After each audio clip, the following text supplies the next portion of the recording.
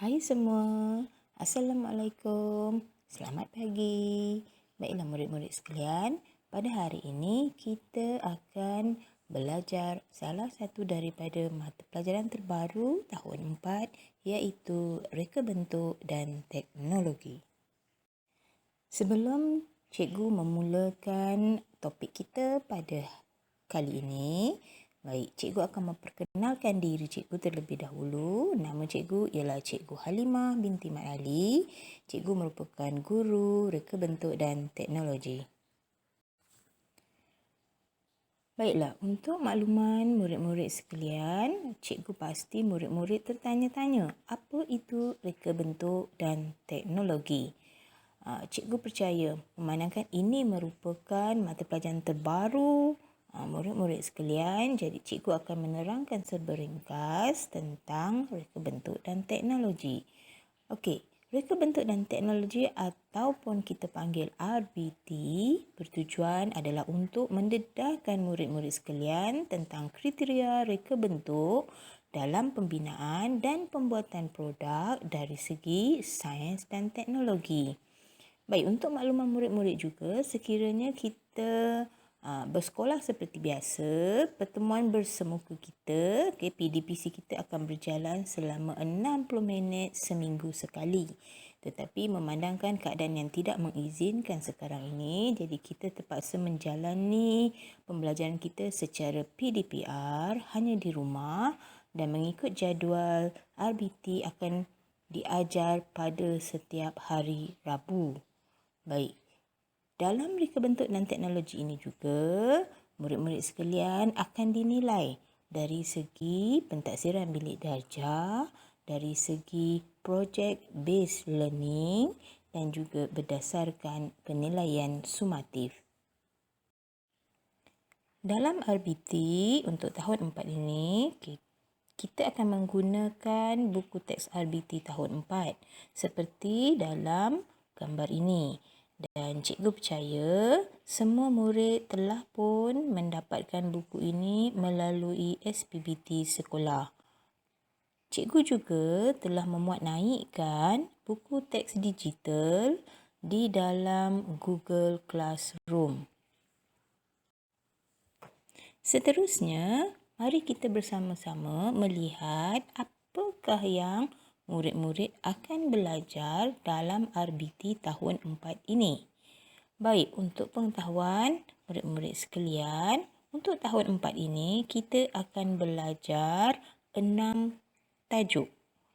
Okey, jika dilihat kepada slide yang cikgu tunjukkan ini, murid-murid akan belajar tentang 1. Keselamatan bengkel, 2. Pengenalan kepada reka bentuk, 3. Pengenalan kepada teknologi, 4. Reka bentuk pembungkusan, 5. Reka bentuk makanan dan yang keenam, reka bentuk pengatur caraan.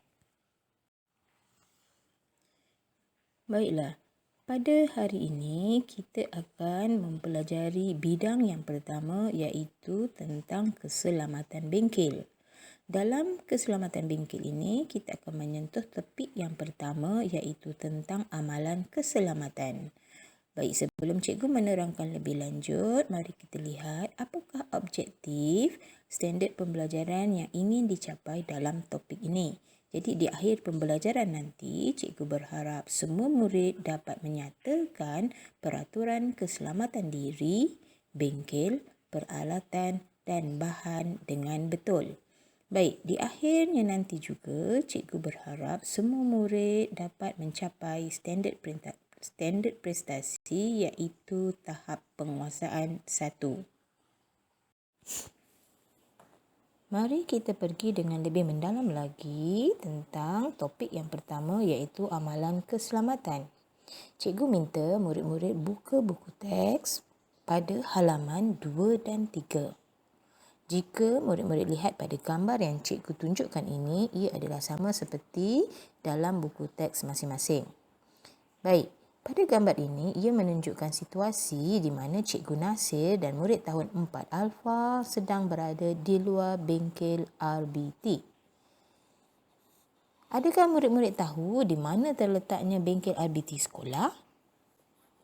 Ya, bengkel RBT sekolah kita terletak bersebelahan dengan kelas 1 interaktif.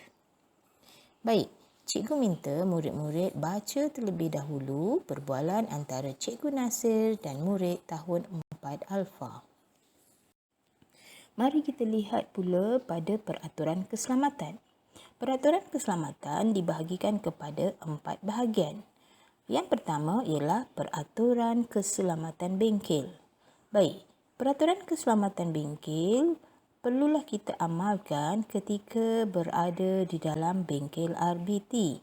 Ini mengelakkan daripada berlakunya sebarang kejadian atau kemalangan yang tidak dikendaki jika kita tidak mematuhi peraturan keselamatan. Yang kedua, peraturan keselamatan diri.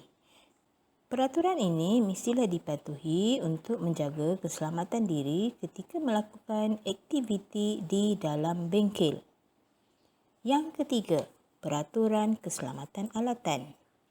Murid-murid perlulah memastikan menggunakan apa saja alatan di dalam bengkel mengikut peraturan-peraturan yang telah ditetapkan.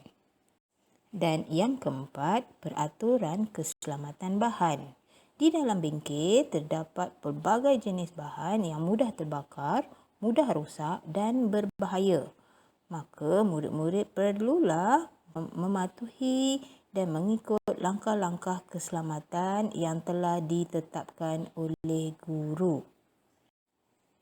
Mari kita lihat dengan lebih mendalam satu persatu peraturan keselamatan yang telah kita nyatakan tadi. Baik, yang pertama, peraturan keselamatan bengkel. Di dalam bengkel terdapat banyak peraturan-peraturan yang perlu kita patuhi. Di sini, cikgu akan menerangkan sebahagian sahaja. Seperti patuhi arahan dan makluman daripada guru sebelum masuk ke bengkel. Kedua, letakkan beg di tempat yang disediakan. Ketiga, buka semua pintu dan tingkap bengkel sebelum memulakan aktiviti. Yang keempat, sila patuhi semua tanda keselamatan di dalam bengkel. Yang kelima, gunakan alatan dan bahan setelah mendapat kebenaran guru. Yang keenam, bersihkan meja kerja dan bengkel selesai melakukan aktiviti. Peraturan yang seterusnya ialah peraturan keselamatan diri.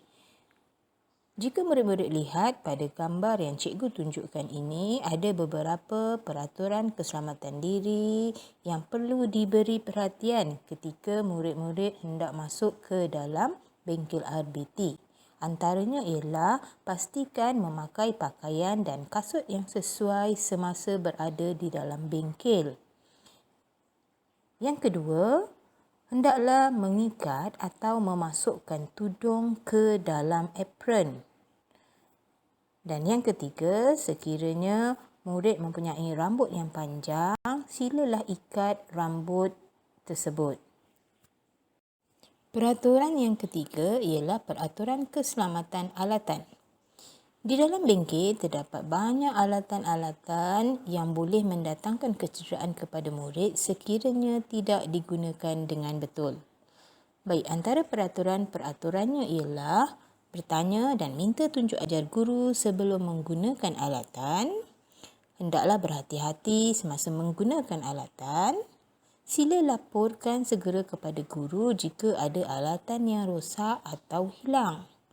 Murid hendaklah membersihkan alatan selepas digunakan. Simpanlah alatan di tempatnya semula setelah digunakan. Pastikan murid-murid menggunakan alatan dengan cara yang betul. Dan murid-murid dilarang bermain serta bergurau semasa menggunakan alatan. Yang terakhir ialah peraturan keselamatan bahan.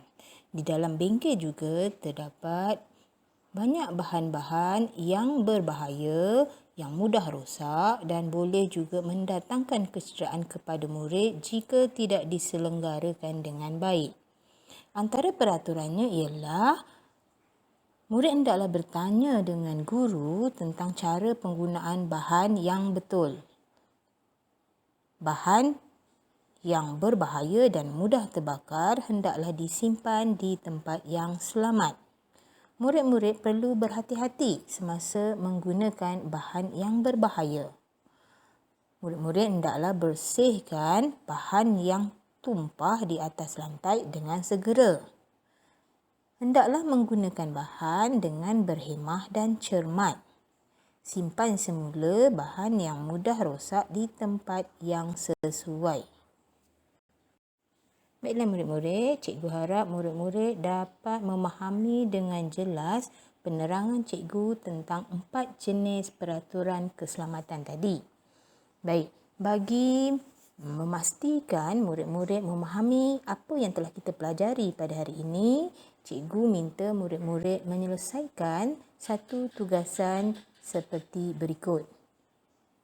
Apa yang cikgu nak murid-murid buat ialah yang pertama, sila sediakan satu buku tulis garis satu.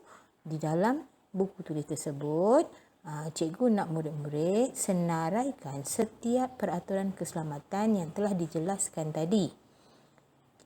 Jangan lupa tuliskan tarikh hari ini dalam buku tulis masing-masing. Murid-murid boleh melihat contoh pada gambar yang ditunjukkan di sini. Setelah siap, cikgu nak murid-murid hantarkan tugasan dengan cara menangkap gambar tugasan dalam buku tulis ini dan bolehlah muat naikkannya ke dalam Google Classroom. Untuk murid-murid yang masih belum mempunyai ID D5 dan masih lagi tidak dapat menyertai Google Classroom, murid-murid bolehlah menghantarkan tugasan murid-murid melalui link borang yang cikgu tunjukkan di dalam gambar. Dan yang paling penting, semua murid hendaklah mendaftarkan kehadiran PDPR pada hari ini melalui link yang cikgu tunjukkan dalam gambar. Yang ini penting supaya cikgu dapat lihat siapa yang hadir untuk PDPR cikgu pada hari ini. Baiklah murid-murid sekalian, untuk kali ini saja, kita berjumpa lagi pada minggu hadapan. Terima kasih.